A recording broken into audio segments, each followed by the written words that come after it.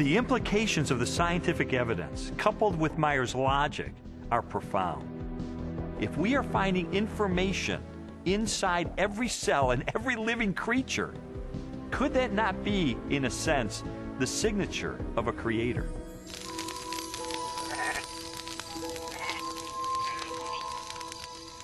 "30 centuries before science unlocked the mysteries of genetic information, or a telescope probed billions of light years into space, the Hebrew shepherd and poet David wrote eloquently of a creator who revealed his existence and power through all that he had made.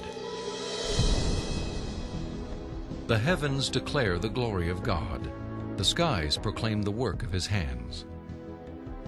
Day after day they pour forth speech. Night after night they proclaim knowledge.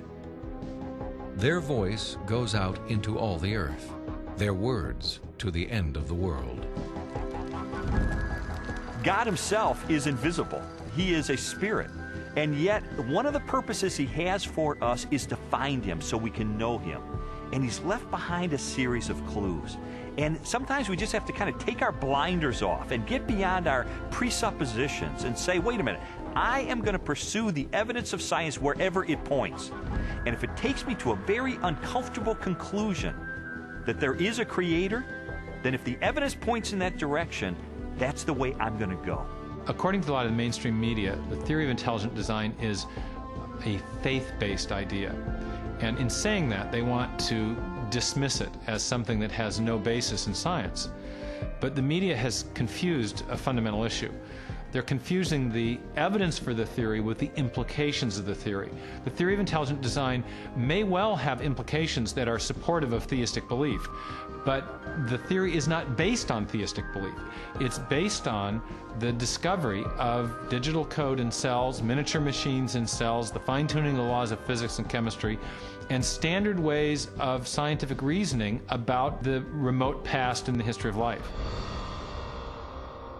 40 years ago, a lecturer in a high school biology class convinced an inquisitive 14-year-old freshman that there was no God. Ironically, years later, it was an open-minded investigation of scientific evidence that led Lee Strobel to belief in a creator. One of the most interesting things I've learned as I've gone on this journey of scientific discovery has been that you don't have to commit intellectual suicide to come to the conclusion that there is an intelligent designer. Because today, science is pointing more directly and more powerfully toward a creator than any other time in the history of the world. I was trained in journalism and law to respond to truth. I had to take a step of faith in the same direction that evidence is flowing, which is logical and rational. We do that every day of our life. We make steps of faith based on the evidence that we perceive. And so it was the most logical and rational step I've ever taken to put my faith in the creator that science tells me exists.